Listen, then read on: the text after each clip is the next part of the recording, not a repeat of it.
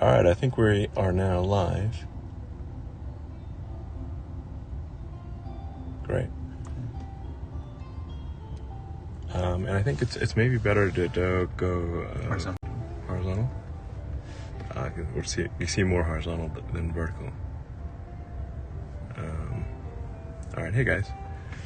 So, let's see, and you can sort of read some of the comments there. Alright, let's see, so here we are. We're just leaving Tesla headquarters, and we just dropped a random pin at Stanford or whatever. We can clear that though, and I don't know, we can pick it. I'll just, whatever. AI end-to-end. Let's see how it does. So let's go.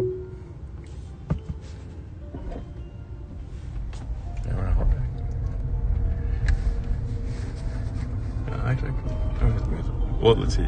Okay, so here we're kind of, let's see, headed to kind of random spot. That's going to be pretty wobbly. But it's really smooth sailing in the car itself. And here we're encountering some construction, and the car is just driving around the construction. So it has never seen this construction before. Well, it is near the headquarters, but this construction is relatively new.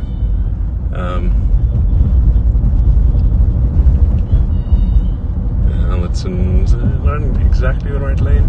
But now it's going over to the right lane. Yeah, okay, great. You can see the destination. Yeah, okay. Hopefully you don't make meets us there.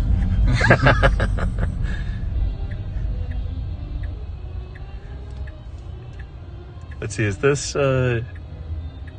working? Is this live stream working? Hello? I can check on my phone.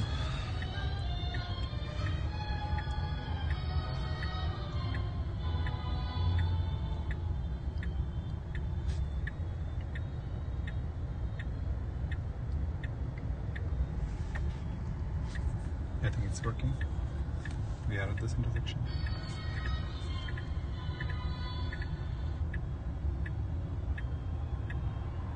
I mean, obviously it's a little boring because we're at a red light.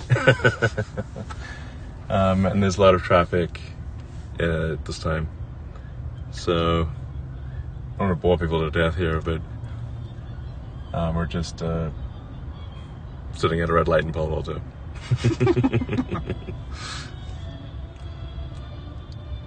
Yeah, I think like the videos like this are maybe more interesting if they're edited and sped up.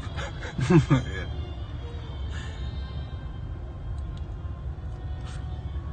Let's see, I'll try to answer comments if I see comments.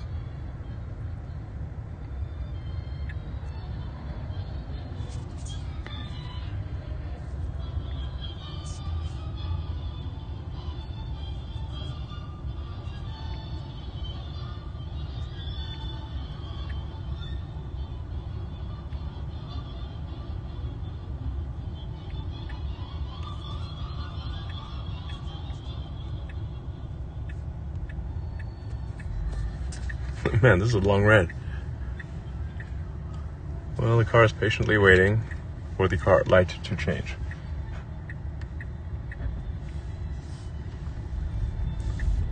And, yeah.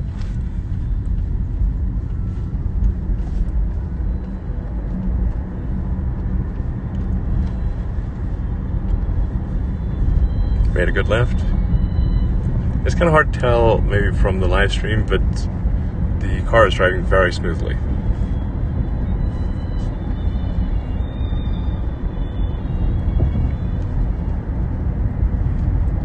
I think I'll will rely on others to take this video, edit out the boring bits, and speed it up.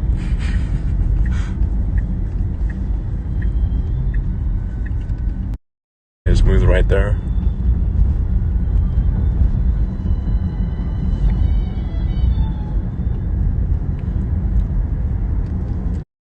entirely AI and cameras.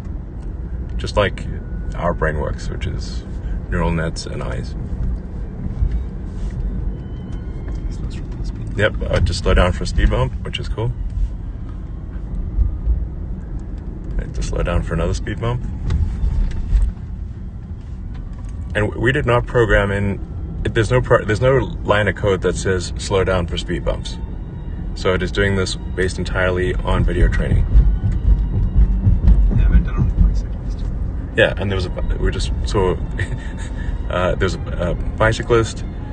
Again, there is no line of code that says give clearance to bicyclists. It is just doing what people do. It can read science without ever being taught to read.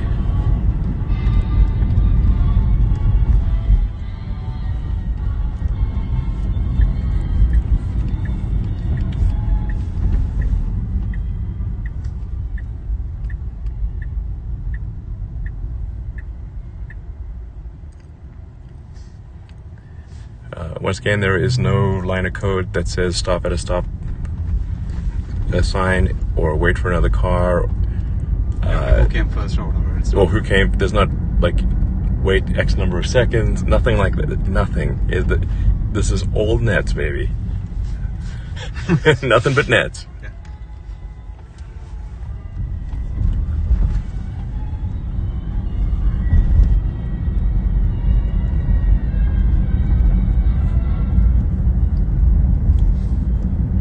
When we get to our destination, we'll change the pin and it's like drop it somewhere else random. Maybe we'll run into Zuckerberg and we can challenge him to a fight. That'd be fun.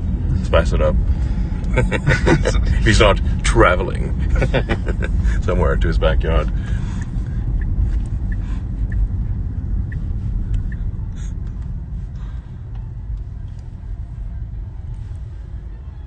So here we are at a roundabout.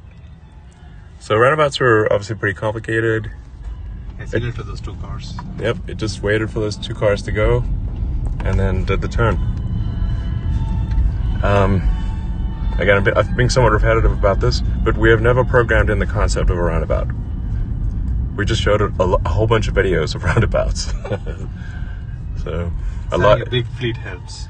Yeah, I mean, you definitely need a lot of training data. A lot of video training data in order to make this work. You need really billions of dollars of training hardware, and you need to know how to run the neural net training hardware. So it's not like easy, but the mind-blowing thing is that there's no heuristics. There's no like lines of code. Like there's a guy on a scooter. It doesn't know what a scooter is. It doesn't know what paddles are. It's literally just been given a lot of video. So, and it's doing all of this on hardware 3 with about 100 watts of inference compute. So it's not like, obviously, it's not some like massive data center. And if we were offline, there would be no difference. This is locally. All the inference that's happening is local. It does not need an internet connection, and obviously that's necessary because if you lost your cellular internet connection, the car needs to drive safely. But we could be somewhere where there is no internet connection, and it's never seen the roads before. It doesn't matter. Yeah, runs at 36 FPS. Oh yeah, we're running at the full frame rate, so it's taking 8 cameras at 36 frames per second.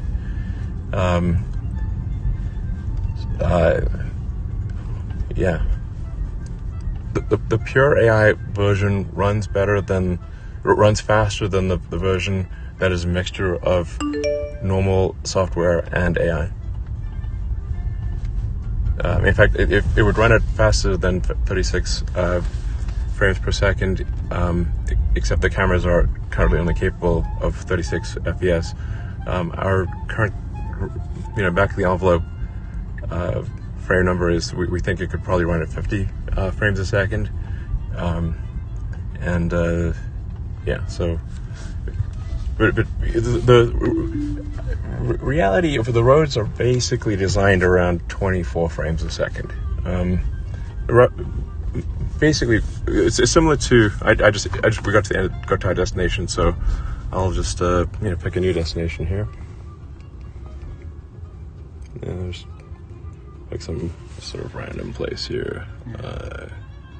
Yeah, wherever, somewhere.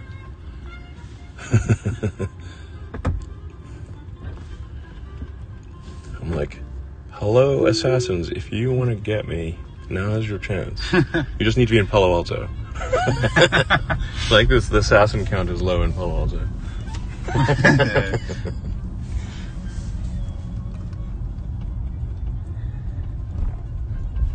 So we're just, Ashok just dropped a sort of random pin. We don't know where we're going really. Just somewhere in Palo Alto. But it's just also worth noting, and Ashok, you may want to actually sort of provide some commentary as well. But we've got test drive,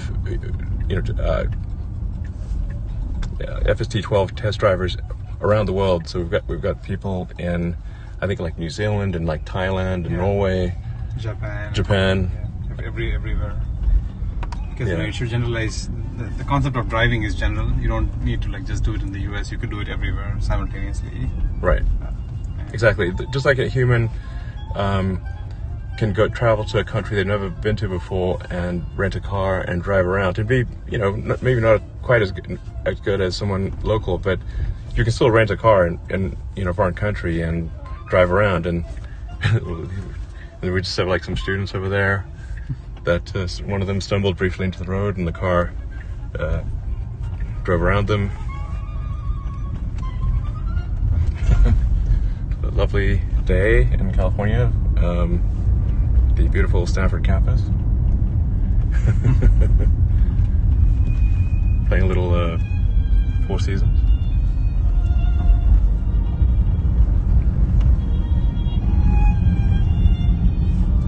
We'll change the... Pretty soon we'll add also like instructions following, so you could like say lane change to the leftmost lane, or pull over here or something like that, and the car should even respect those kinds of commands. Yeah, exactly. So so here we're at a roundabout. The car is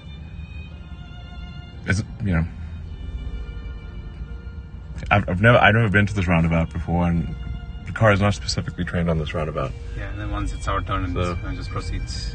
Yeah, exactly. So it waited for the correct amount of time, drove smoothly around the roundabout. Again, I will be somewhat repetitive, but there is no line of code that says this is a roundabout. There is nothing that says wait, X number of seconds, which is what we have in the explicit control stack. That's the sort of version 11. There's over 300,000 lines of C++ in the explicit control stack of version 11, and there's basically none of that in version 12. Yeah, and just because there's no lines of code doesn't mean that it's not controllable. It's still like quite controllable on what you want by just adding data. Now you have to program with data instead of programming with code. Yeah, data curation. Yeah. And then whenever we find that there's something, say if the car doesn't perform perfectly, we give it more examples of what it should do in that situation, and updates the weights, and then it works. Yeah, and also we have labelers cleaning and making sure that all the data that goes in is like the good driving data, not like the bad drivers from the world. There are bad drivers.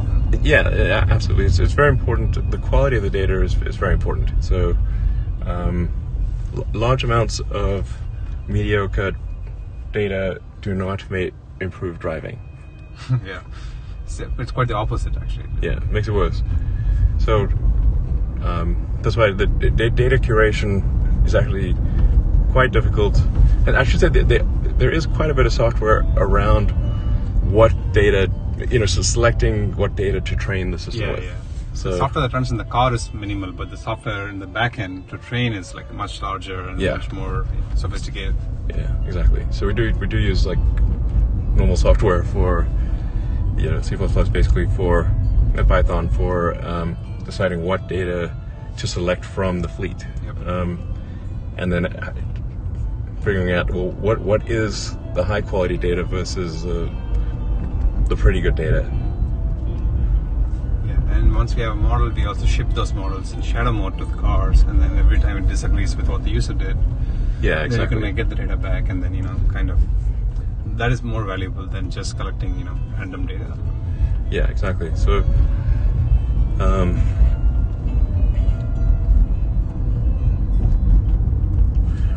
so we feel good about actually having a very rapid virtuous cycle where when there is an intervention in the fleet, that intervention automatically being uploaded to training, being integrated with training, and then updating really just the weights.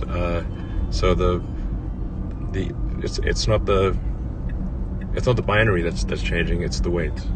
Or not the execution binary, it's just really for the weights. Yeah.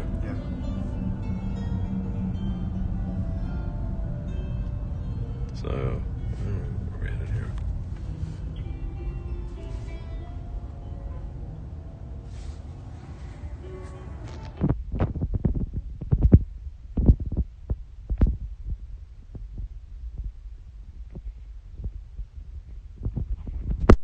So I have not intervened once, and the drive has been butter smooth.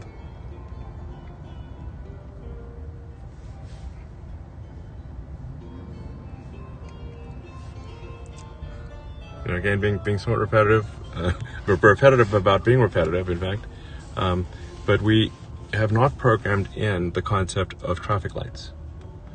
So there's not like, this is a red light, this is a green light, and this is the traffic light position.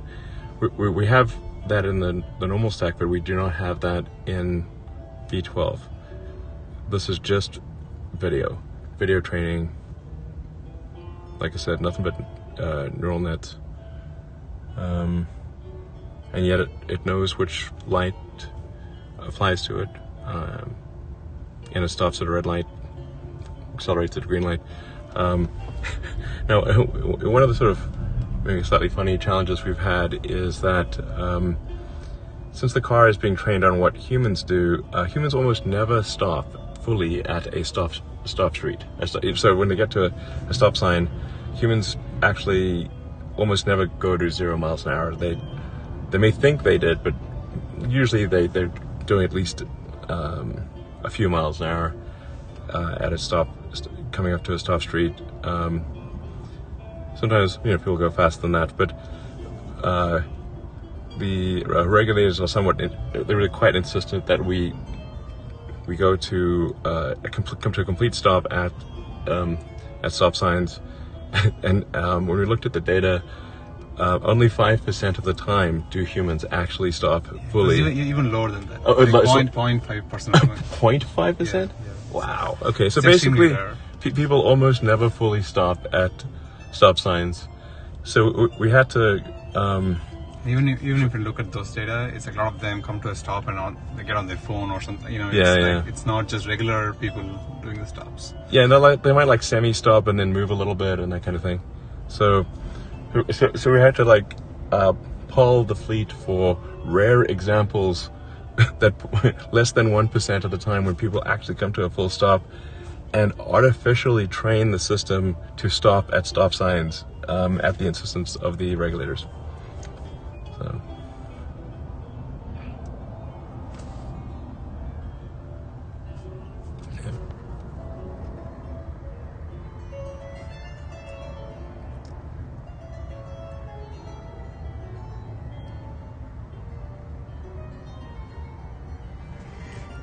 Like I said, this is a little slow because we're driving around in basically rush hour. Intervention. Sorry. Okay, so that's our first intervention. because the car should be going straight. Yeah, so this model has small regression in the traffic lights. We just have to oversample the traffic lights. Yeah. Okay. So, that's why we don't release it to the public yet. So an intervention at this traffic light. That's the first intervention in the whole drive. Okay.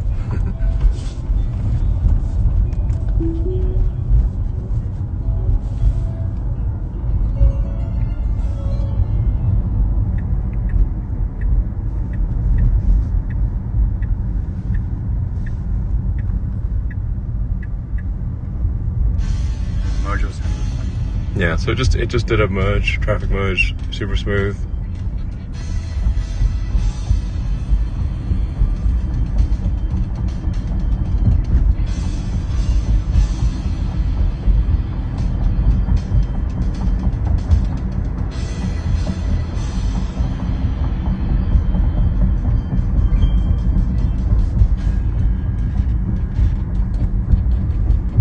So for that intervention that we just had, the solution is essentially to feed the network a bunch more video of traffic lights. So that was a controlled left controlled left turn, where there was a green light for the left turn, but not a green light to go straight. And so we'll feed it a bunch of video of controlled left turns, and then it'll work.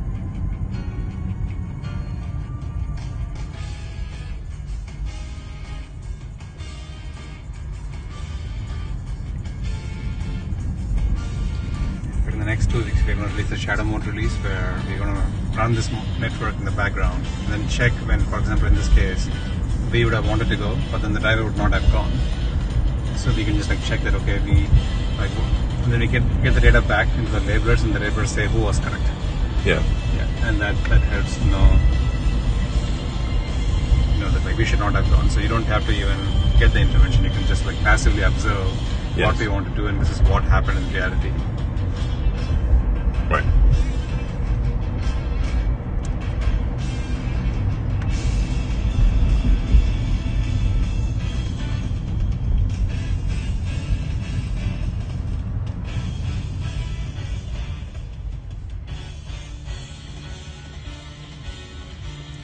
So here we have another controlled left traffic intersection, although it's given both greens, so it's kind of an easy one.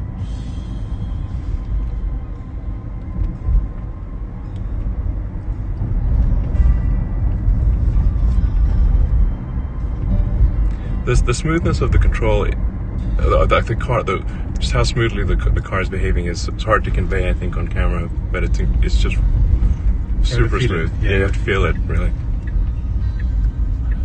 So now it's making a left turn. So it's gotten itself into the left turn lane. Again, we've never programmed in the notion of a turn lane or anything like that, or even a lane. We doesn't even know what we've never. There's no line that says that it has. There's no line of code about traffic lanes at all.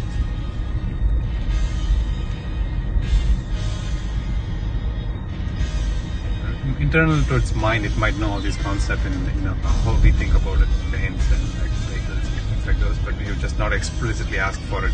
Yeah. Well, just like humans. Yeah, just,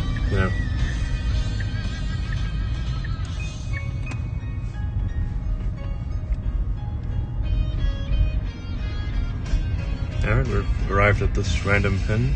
It might try to pull over, let's see if it does. Sometimes it does pull over.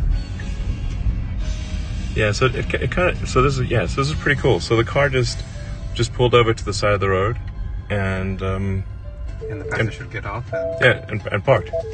So it knows at the end of its destination, based on the video that's received, that at the end of the destination, you pull over to the side and park. Yeah, and it also gets the exact pin location in addition to the navigation route. So, the pin is close. It's a good spot here. It puts over here, but in big parking lots where there might not be any map, you should just go as close to the pin as possible. Right. Exactly. Even without any route or anything like that. Yeah, in fact, in sort of robotaxi world, it would actually just, you know, probably perhaps know what you look like and just literally look for you. Yeah. If you have a picture or something, you can just Yeah, look for exactly. you. It's like if you sign up and it's like, you know, just say, you don't have to, but if you want the car to literally find you, you just have to send it a picture of you, and it will look for you and wait for you. Yeah, exactly. And then you can also say, drop me off at the Starbucks or something. And Yeah. it should drop you off at the building's entrance as close to Starbucks as possible, as opposed to somewhere random, you know? Yeah, exactly. So, well, I guess, let's see, I don't know, probably head back to HQ. Sure. Or hit Tesla entering HQ. Do you want to do the fight, or? Wait, where does he live? It's I mean, somewhere around here. Yeah, should we just Google it? Yeah, you can Google it. I mean, you know, we can knock on the door and whatever Google says. Please say hi, I guess. Yeah, we'll say hi. We'll be friendly. It's just a polite inquiry as to whether you would like to engage in hand-to-hand combat. Yeah, you know, if it's old school way. Just you know, if not inconvenient, perhaps you would like to fight. Okay, so this is literally, we just Googled it. We don't know if this is where he actually lives or not, but we'll just go there. Roughly. So, you know, he's like, okay. So let's go, guys. What?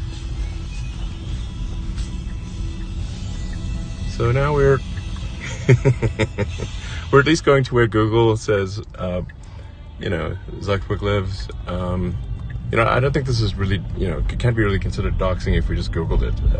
So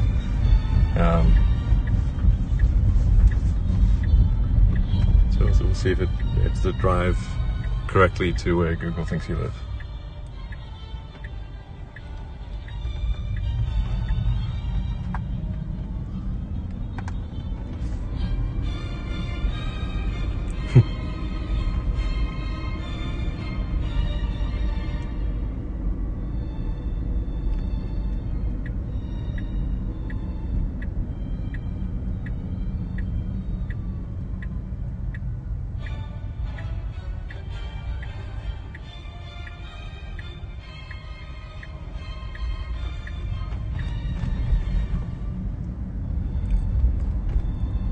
So doing a pretty good job of driving through the Palo Alto suburb.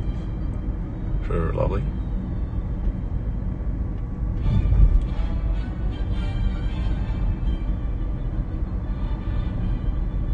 Even the speed is just, everything is automatic. Right. Oh, is it going to stop? Yeah. Okay, good.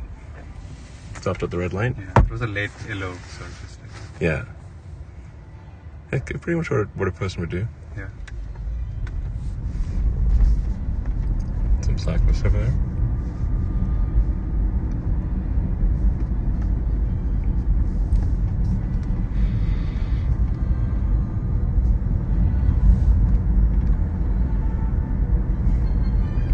And Palo Alto really is a lovely town. It feels like a Truman Show.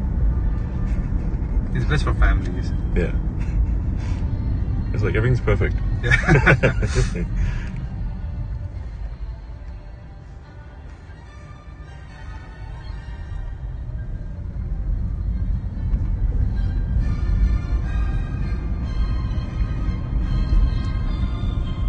I'll turn it to so I can see the comments. Yeah, there's no lane drifting. It's super smooth in the lane.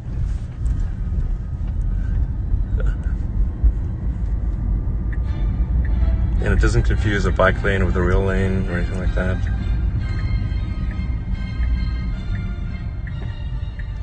Yeah, the ride is super comfortable. As I see messages popping up, I'll try to answer them. That was a lot of messages, actually. Wait, which way is the... Sounds like 600. So now it's gone into the...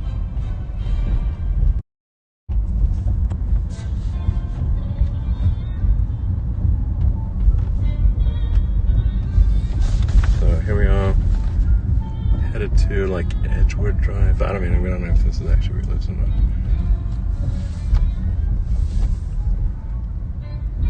Probably not, because it's like I would expect there to be like a lot of security and stuff. Anyway, well, this is we are at the spot that's roughly where, but I don't think it just doesn't seem probably where it is, because probably be security and stuff. Yeah. Anyway, but it's sort of still nice driving around Palo Alto. Can I head back to the office? Yeah, sure. Good.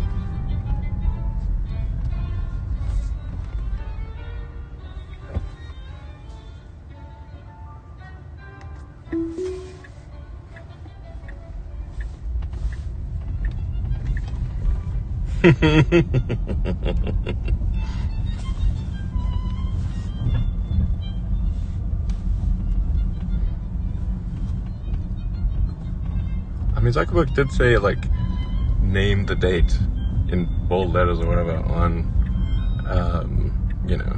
whatever platform he's on.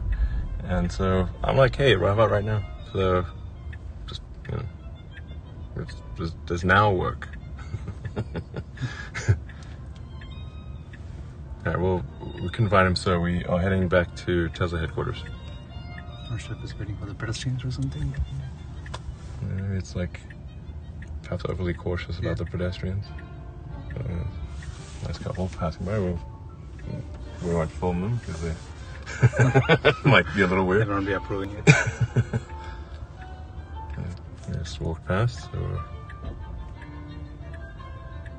of course. The car is very, very polite with pedestrians.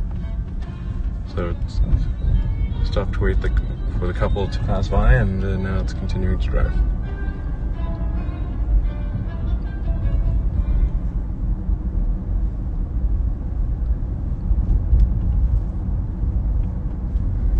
So here we are in Palo Alto, driving on pure AI.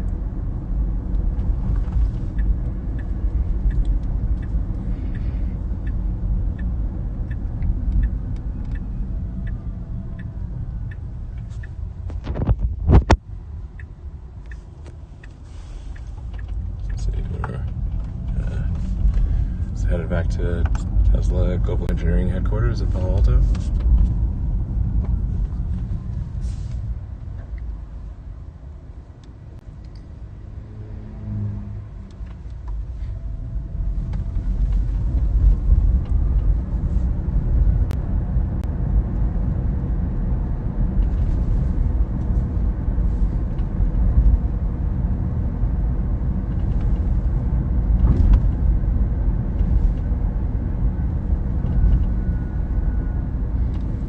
How does it react to low visibility conditions is one of the questions.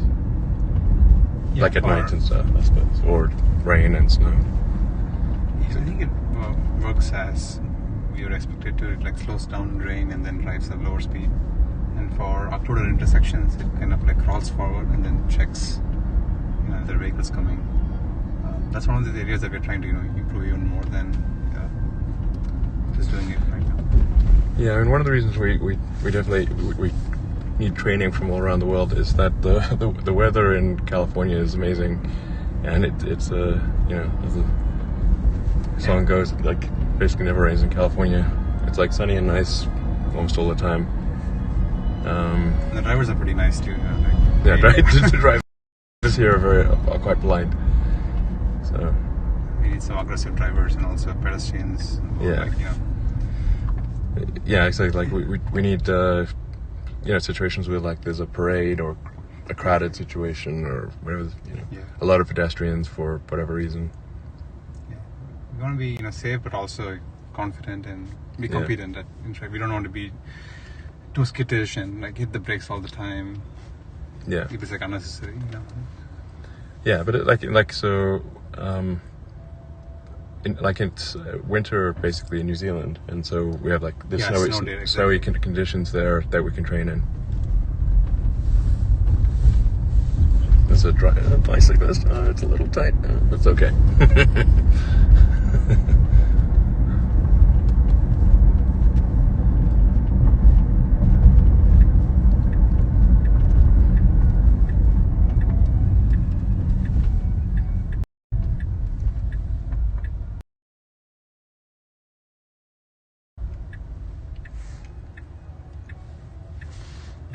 Maybe it's waiting for pedestrians. Yeah, it is very conservative with bicyclists and pedestrians generally. So. They had to turn away almost to for us to continue. Yeah.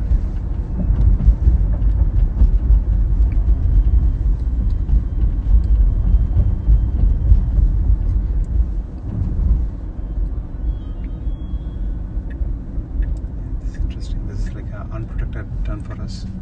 Yeah. Okay. So this is a tricky one. So this is turning left onto Middlefield in Palo Alto where visibility is not great. So it's like both sides. The cars coming from both sides at pretty high speeds. But did it? Yeah, no problem. Great. So unprotected left onto a high-speed road, fairly high-speed road. No problem.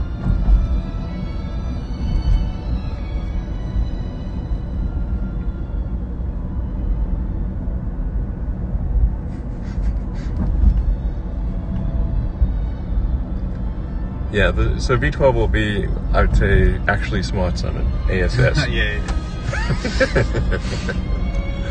Internally, we also call it like revenge summon almost, because you want someone to be so much. The first summon was okay, but this summon is going to be so good that I call it actually smart summon. Actually smart summon. ASS.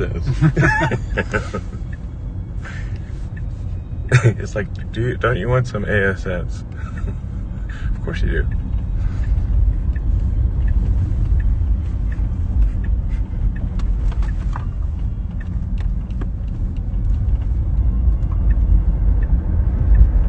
Speed up is quite nice too. Yeah, exactly. Like the very, very intuitive, smooth speed up and acceleration in turns.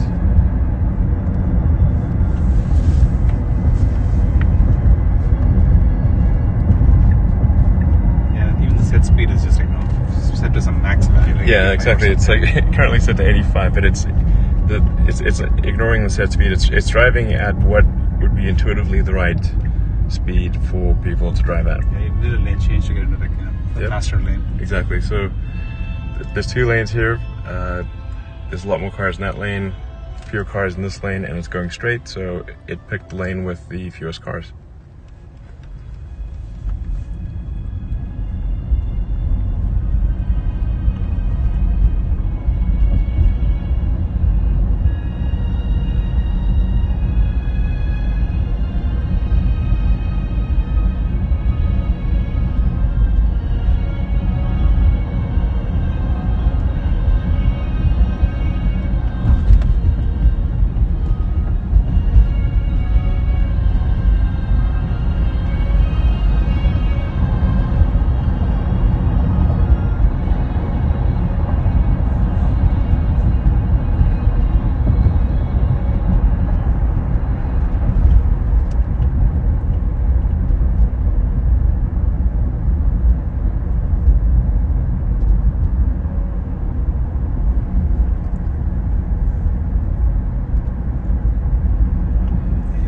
Following it typically, the distance and the velocity and everything, acceleration, there's nothing here, and it's able to follow the vehicles. Yep, exactly. There's no explicit distance that's programmed in for how close you should be behind a car. It's again just video training.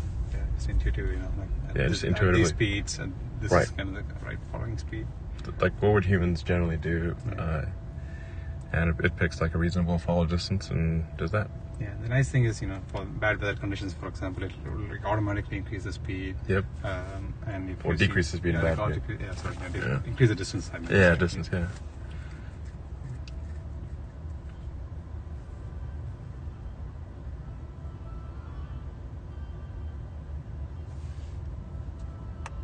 This traffic light takes a while. Oh, yeah, this is the El Camino and Page Mill. A classic Silicon Valley intersection. I've seen this intersection for 30 years, basically. I guess our headquarters is the HP. It used to be the HP headquarters, Yeah, exactly. The Tesla Global Engineering Headquarters in Palo Alto are the former Hewlett Packard headquarters. Yeah. So literally Silicon Valley like started here. Yeah, exactly. It's an honor to be for our global engineering headquarters to be the, kind of where the birthplace of Silicon Valley was. So, as you can see, lovely place.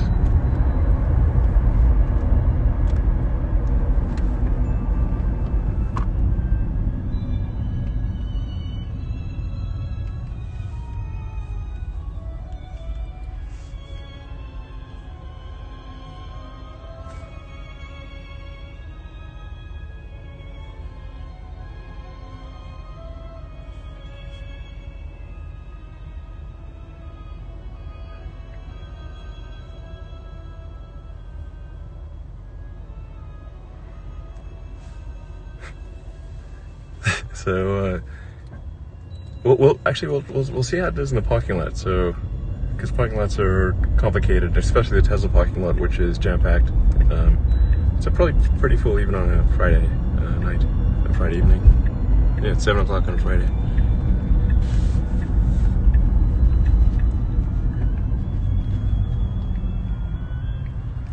Yeah, this is a fairly tricky light. So you got two. Controlled lefts and two straight, basically two turn lanes and two straight lanes.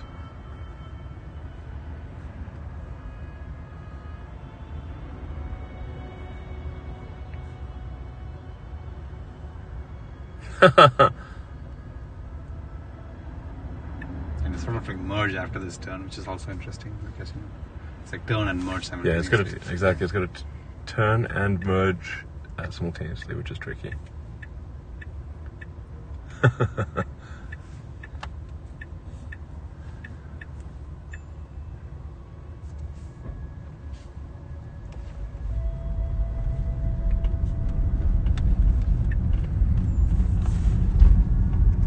Yeah, cool. Nice. Real smooth merge.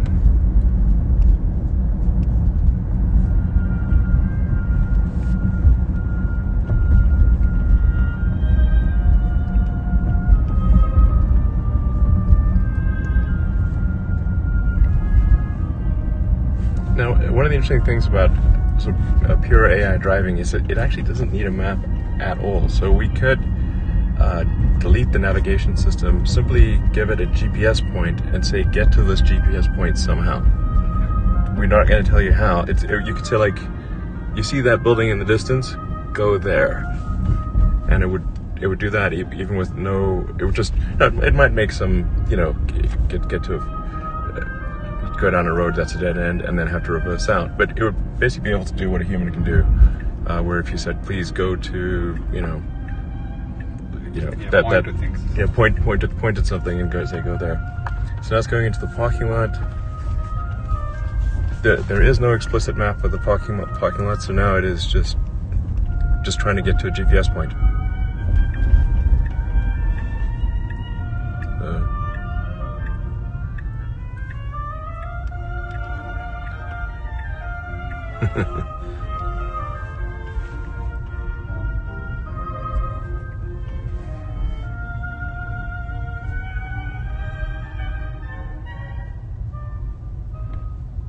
Yeah, they're putting new superchargers here for the cars. Okay.